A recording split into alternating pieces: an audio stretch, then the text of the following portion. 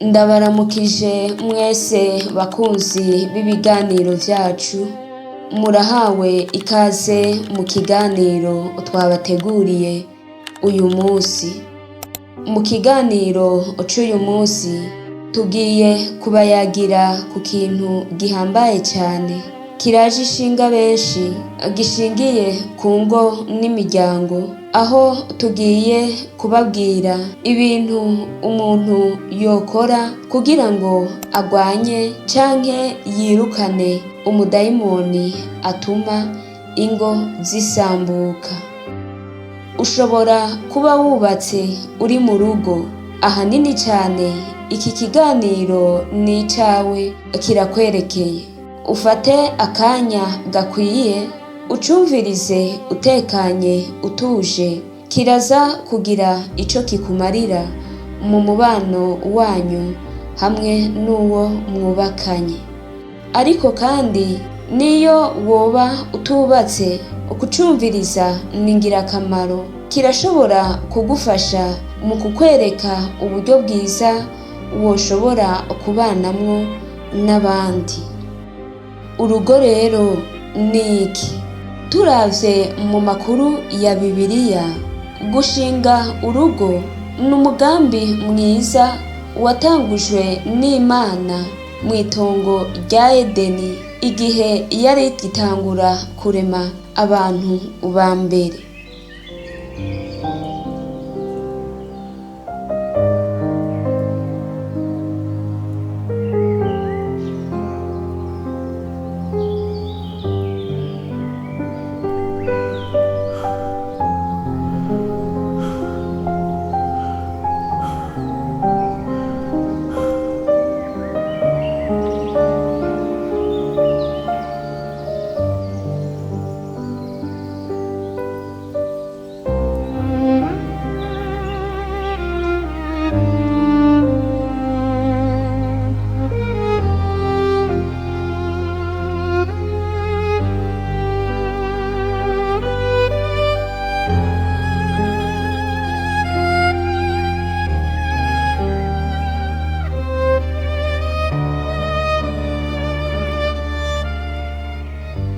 Yarabashizeho ibaremera vyose bikwiriye vyo kubabeshaho, irangije irabahezagira ngo barondoke, bagwire bangane n'umusenyi wo ku kiyaga.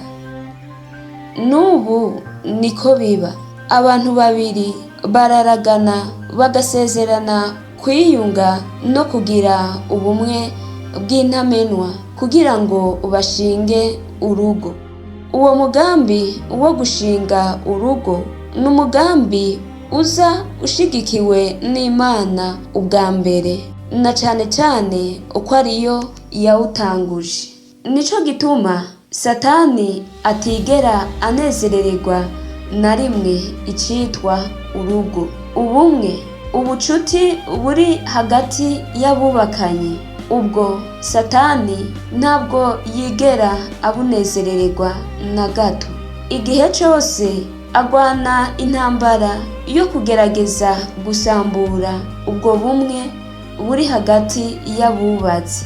Ingo zose Satani arazitera, nta rugo na rumwe atinya, kandi igihe cose intumbero yama ari imwe: gusambura urugo, gutandukanya abubakanye. Ibi turabibona twibutse amakuru yo mw'itongo rya Edeni, uko Satani yagendereye Eva bikarangira ubucuti, ubumwe bari bafitaniye n'Imana butosekara. N'ubu niko abikora. Satani mu gutera urugo aca ku bantu basanzwe bagize urugo, aca kuri umwe n'uwundi mu basanzwe bagize umuryango. Kandi uwo ngo ntiyigendera, ariko agira ico ahagazeko. Ashobora guhagarara ku bintu tubona yuko ari bito cane, ariko ivyo akabihagararako kugira ngo bikunde ashobore gusambura bwa bumwe buri hagati y'abubakanye.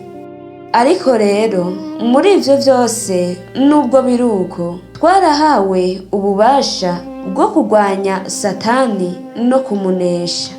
Reka dusome iri jambo Luka igice ca 10 ku murongo wa 19. Ehe, mbahaye ububasha bwo gukandagira inzoka na sikorupiyo nubwo kunesha ubushobozi bwa wa mwansi bwose, kandi nta kintu kizogira ico kibagira na gatoya.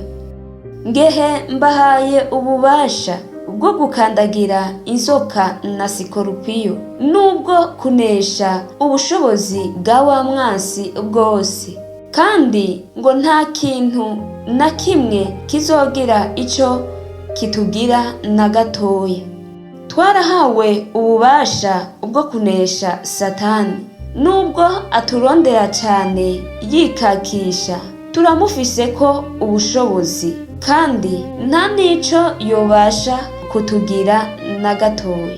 Ni gute rero woshobora guhangana ukagwana n'iyo mpwemu ituma urugo rusambuka ukanayinesha? Ikintu ca mbere co gukora ni kugira iri banga ryo guhishurirwa, ukamenya yuko urugo rwawe rwatewe.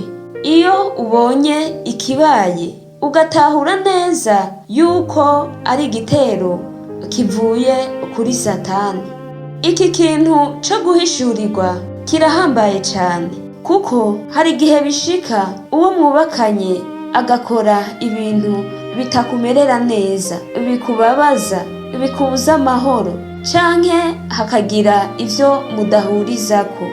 Wewe ukibaza yuko uwo mwubakanye uko ari we mubi, ugatangura kumugirira ishavu, kumutako amakosa, ukamugirira umwikomo, ugatangura no kumubikira inzigo mu mutima. Aho rero intambara iba itanguye. Satani aba yakije umuriro mu rugo rwanyu. Ariko ikizohagarika iyo ntambara, ikizoshobora kuzimya uwo muriro, nuko wewe uzogira iri banga ryo guhishurirwa, ukamenya neza yuko ibiriko biraba ko uwo mubakanye atari we mubi, ariko ko ari intambara, ibitero bivuye kuri wa mwansi Satani. Ikigira kabiri uco gukora ni ukwihanganiranira.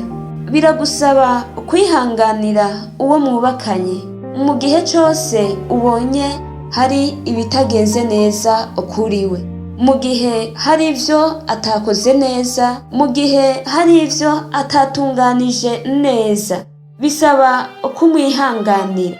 Aha wovuga ngo narihanganye, nzihangana kugeza ryari?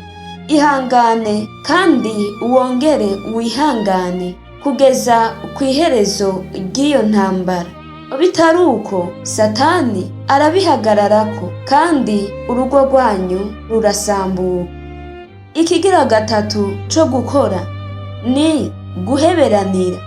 Uwo mwubakanye ashobora kugutsitarako akagwa mu makosa.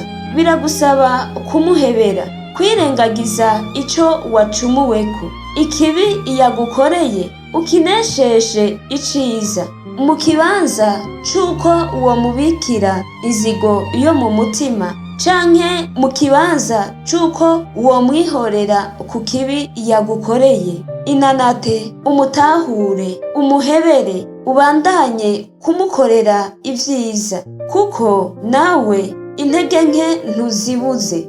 Ikindi gihe bizogushikira nawe ugwe mwikosa. Ica kane co gukora ni kuvuga, kuyagisha uwo mwubakanye.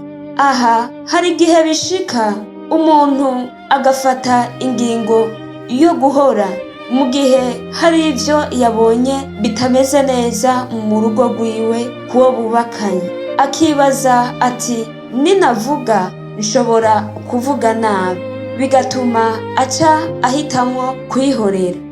Ariko guhora si wo muti, kuko uko uhora ntimuvugane niko mutandukana mu mutima no mu vyiyumviro, hanyuma muzotandukana mu buryo bugaragara.